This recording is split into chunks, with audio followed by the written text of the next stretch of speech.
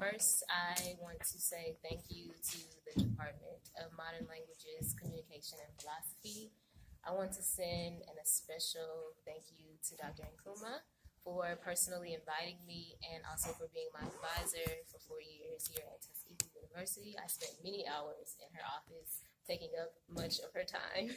And I also want to thank you all for being here to get a head start on thinking about your career. So when Professor Nkrumah asked me to come and talk about, can you all hear me? No?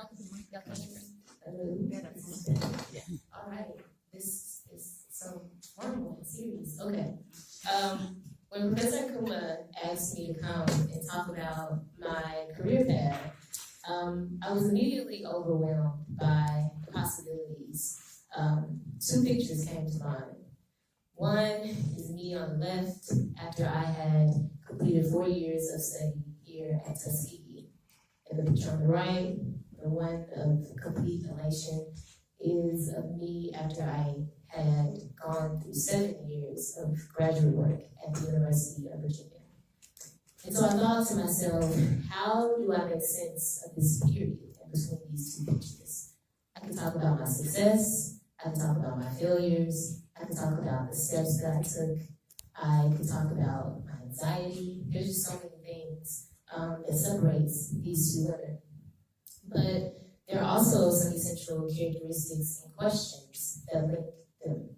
And so what I want to do today is first give you a snapshot of what it means to become a professor in English, but then I want to talk to you all more specifically about those questions, because the questions that I ask myself in order to stay committed to the journey are ones that you can begin to ask yourself now as you're thinking about your own career path. And I don't want to do all the talking. I imagine this as much more interactive. So I want you all to engage and ask questions, and there'll be time at the end specifically for that. So, snapshot. Here is what it looks like to leave an undergraduate program and enter the PhD program. First, I was a Mellon Mays Fellow here at Tuskegee University in my second year of undergraduate work. I spent a summer at Emory University in Atlanta studying with other students of color who went to HBCUs like yourself. It was a pretty good experience. We met together, we had workshops, and we talked about our research. I also was a part of this program called the Institute for Recruitment of Teachers, which was a 1-month graduate school boot camp. It was similar to the Mellon Mays undergraduate fellowship, but a much more extreme program that prepared us for the type of study that we would undergo as graduate students. After that program, I completed my research for the Mellon Mays program under the guidance of Professor Nkrumah, and I developed or turned in my research project on Toni Morrison. It was actually published. I won't say where because I don't want anyone to look that up. So that prepared me, or it was my preparation for graduate school. In 2010, I enrolled at UVA in a fully funded program for 5 years. And before I talk about that program, I want to pause and say that each summer after my freshman year, I had a program that was preparing me for the next step, for the PhD program. And that's something that you should start thinking about now, is what can I do over the summer, what can I apply for? And if you aren't accepted into an official program, there are still ways that you can research and use the skills that you have in order to build the type of future that you're trying to create for yourself. So, after that, I attended UVA, and everything on the bottom is sort of a snapshot of what that looks like. I had 3 years of coursework, which means I was in the classroom. I took 4 to 5 classes a semester, and I started teaching in my second year. I started teaching students who were about the same age as I was, which was very challenging, and we'll talk about how I handled those challenges in the question and answer. I had to study for a summer and a semester for my qualifying exams, which positioned me to call myself an expert in American and African American literature. I took a foreign language requirement. I wrote a dissertation prospectus, which was a 5 to 7 page document describing a tentative research project. And then I spent 3 years researching something that I was invested in. And then it took me 2 extra years. So what you find once you enter a doctoral program is that usually it takes a bit of extra time to complete. So I had to look for funding because the funding that was given to me by UVA was only for 5 years. So I used those skills that I had built here at Tuskegee and I looked for money.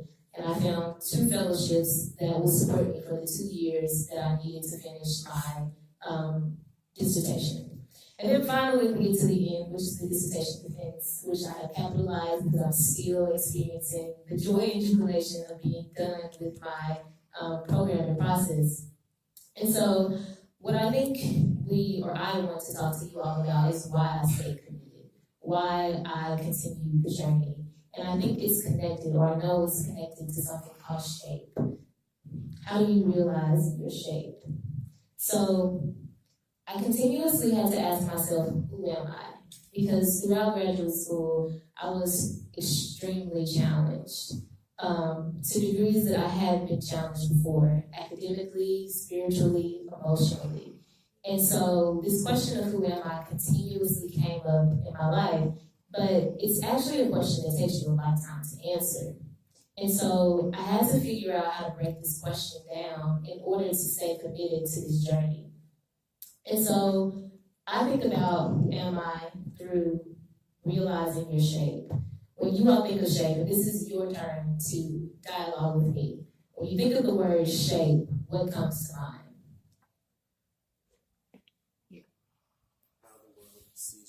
How the world sees you. Like where you fit in. Your attitudes and beliefs. Your attitudes and beliefs. How you're being formed over time. Yes, how you are being formed over time. Any other suggestions? So I want us to think about shape as a noun and as a verb. So as a noun, shape, as you all have illuminated, is the form or appearance of something, characteristics of someone or something, the outline of an area. One way to think about shape is boundaries. And the thing about a boundary is that the boundary defines or gives definitions to what's inside. And I want us to think about what's inside us that we want to emerge and we want to manifest on our career path. Because for me, a career path and a life path have to resonate with each other.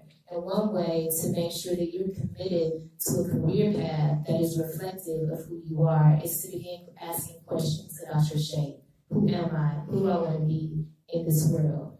And as one of you all pointed out, we also want to think about shape as a verb. So we not only have a shape, but we can shape. We can give shape to our reality. And the questions that we can ask ourselves are, or include, what skills have I acquired that seem natural? They may not necessarily be natural, right? But they're the ones that you maybe don't even remember having learned. They're the ones that you would utilize whether or not someone was forcing you to do it. Next, when do I feel connected to a purpose beyond myself? And then lastly, where do I thrive? So these are the first 3 questions that help us to break down who am I. Would anyone like to offer some responses to what skills have I acquired that seem natural? And basically I'm asking you, what do I like to do? What do I get fulfillment out of? I like to write and like edit stuff. Yes, writing, editing. Any other responses? I like to Take lead in certain situations. Leadership, writing, editing. What else? Who else do we have in the room? I like to read. You like to read. Yes. I like to help people. I like to help people. I'm passionate about the arts. Passionate about arts. What kind of arts? Visual arts. We already have literary arts. Consider the perspective of those around me. Consider the perspective of those around me. That sounds very much like leadership and very much like reading and very much like writing. Discovering the self is also a way that we discover how we're connected to other people. Anyone else want to respond to that? And so all of these traits are very essential to defining who you are, and you can use those to start defining a career path, to making a life that is in alignment with who you are. And so what does my shape look like? It actually looks very similar to you all. My professional journey through my shape. Reading, writing, creating. These are gifts that I have that I can't actually remember having acquired the gifts. That regardless of whether or not I was at Tuskegee, the University of Virginia, Williams College, I would be reading and writing and creating things with words in some capacity, whether it's a novel, an academic article, a TV show, a play, I would be creating. I also like helping young people like yourselves. I'm not that much older than y'all, but I like helping young people realize their potential.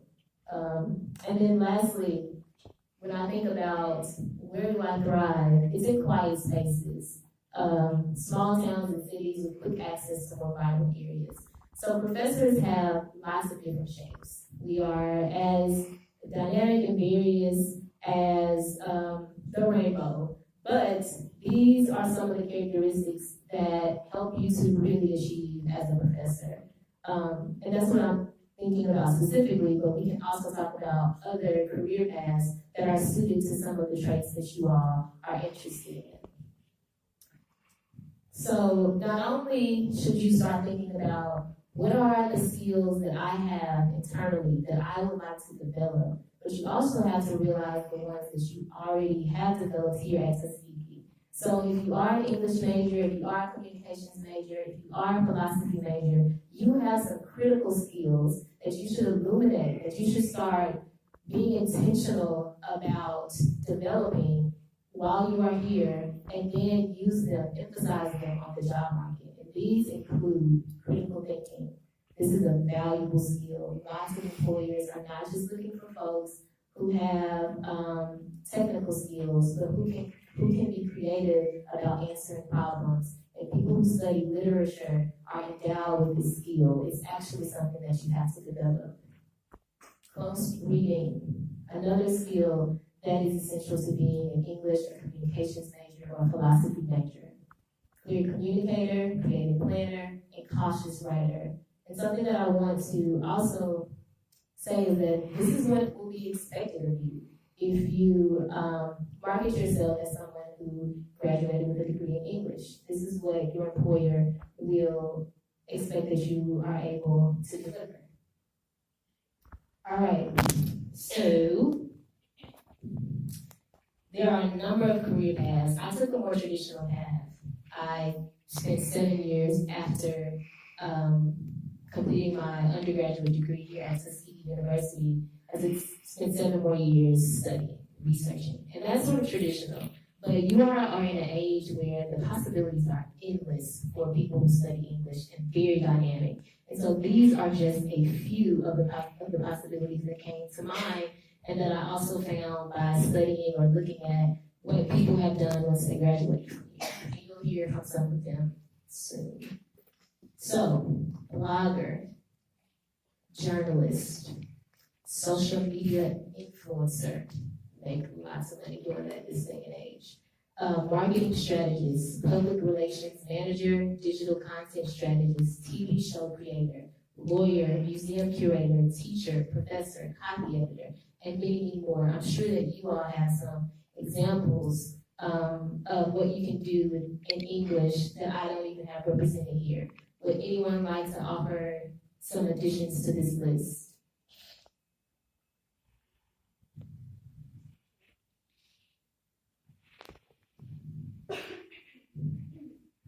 I know you all have some. I can do you like my students who I love, which is wait.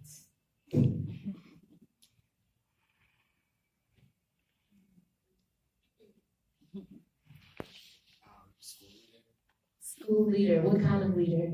So administrator, principal, district.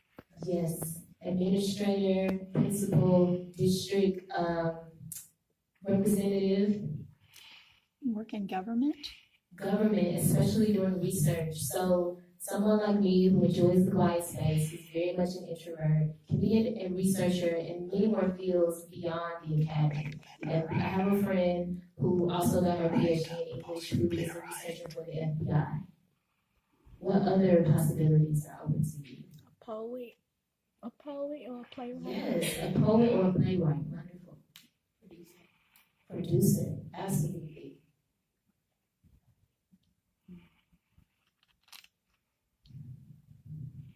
Any other examples? These are wonderful. Okay. So these are some of the career paths that are open to you. But not only do we have to realize our shape by asking ourselves those pivotal questions about who we are and who we want to manifest in the world, what we want to challenge ourselves to be and become, but we also have to stay in shape, which means that once we identify a path, we have to ask ourselves questions that keeps us committed to the journey. That's not just about the internal, but also about how do I deal with all of those things that are forcing me outside of my comfort zone. Because realizing your shape doesn't mean that you avoid challenges. It actually means that you face them head on because you know who you are and you know why you're engaging with a certain institution or with a certain program. And so 2 final questions that I had to ask myself to not only realize my shape, but to stay in shape is, why am I participating in this? Why am I in graduate school when 4 days out of 5, I wake up with self-doubt, I wake up with anxiety, I oftentimes don't know what's going on in the classroom. It's more work than I actually can manage. Why am I doing this? And then the second question is, how do I more fully realize my shape in the process? And so asking yourself these 2 questions can keep you committed to the goal, because despite the challenges, you know that you are refining your skills. You are creating a clear vision for your future, and you are aligning your career path with who you are and who you want to be. And so my answer to those 2 questions, why am I a professor? It's not just to stand in front of a classroom and to read text, but I think about the professoriate as just another beginning to my journey. There's so many more things that I want to contribute to the world. And the professoriate allows me to have opportunities through networking, through funding, and through skill building, that I'm still developing my craft as a reader, as a writer, and as a creator. And I'm committed to staying in shape despite the expectations of the institution or the academy. And that doesn't mean that I don't do the things that are expected of me, but it does mean that I put them to the test. Is this something that aligns with who I am? And if it is, I do it regardless of how I feel about it in the moment. So if you commit yourself, I want to be a poet and a playwright, and there's a program that you want to apply for, but it's challenging. You know, you remember that you want to be a poet and a playwright, even if there are things about this program that seem out of the ordinary or that seem irrelevant to becoming a poet and a playwright. Right, that you are here to develop your skills because you have a goal, you have a mission, so you stay committed to that. So I talked about the fact that I took a traditional route, but there are a number of people who graduated from Tuskegee University in the English program who are doing other dynamic things, and I want you to hear from them. So this is Norlisha Smith, who also was Professor Nkuma's advisee, and she has this to say. I'm from Spanish Fort, Alabama. I graduated from Tuskegee in 2009. I majored in English because I wanted to go to law school. Dr. Nkuma introduced me to the MMUF program, which I can talk about in detail because I was also a part of that if anyone is interested. And I sought out the PhD. I became a mom while pursuing this route and earned my master's degree in education. Currently, I teach 12th grade British literature, and I love it. I'm in school now to be a guidance counselor. So Norlisha has experienced at least 3 tracks that you can take as an English major. She took the PhD, she's been on the PhD route, she's been on the master's route for education, and then she's also on the route now to be a guidance counselor. Here is Arjanelle Lewis, and will we be able to hear from her? If you hold on for 1 second, I'll try. Okay.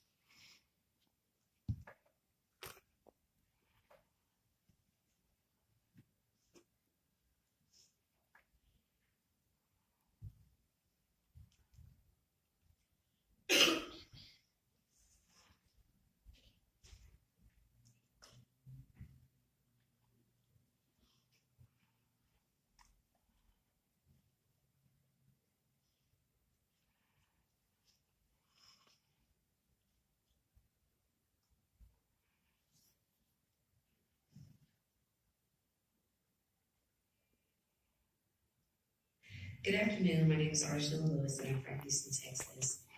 I attended Tuskegee University from 2004 to 2008, graduating summa cum laude with a degree in political science and English. After leaving Tuskegee, I attended Tulane Law School in New Orleans and am now a practicing attorney in Houston. I majored in English because I knew that would be the best field to prepare me for law school. My best advice to current majors in the English field are to utilize your network within and outside of school. Best of luck. And then we'll also hear from Good afternoon. JJ McCourty.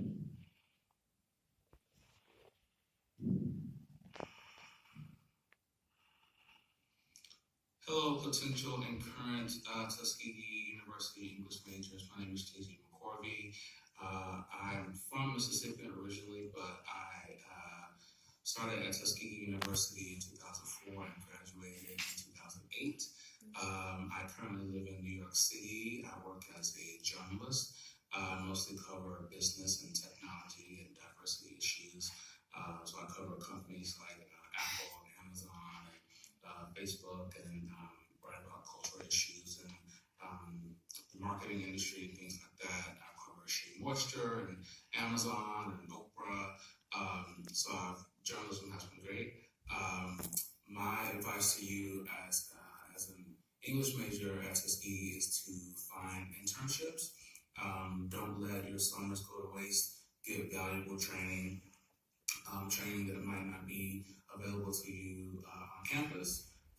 If you have to work for free, that's also valuable during the summers. I know that's not the most appetizing opportunity, but my internships while at Tuskegee between semesters and between the years were extremely valuable and helped me to get to where I am now. And I wish you all the best. Good luck. And JJ is a social media and print journalist. So that is the end of my presentation, and I want to leave lots of time for questions. If there's anything that you don't want to ask publicly, but you might want to send an email, feel free to do that. I'll be open for almost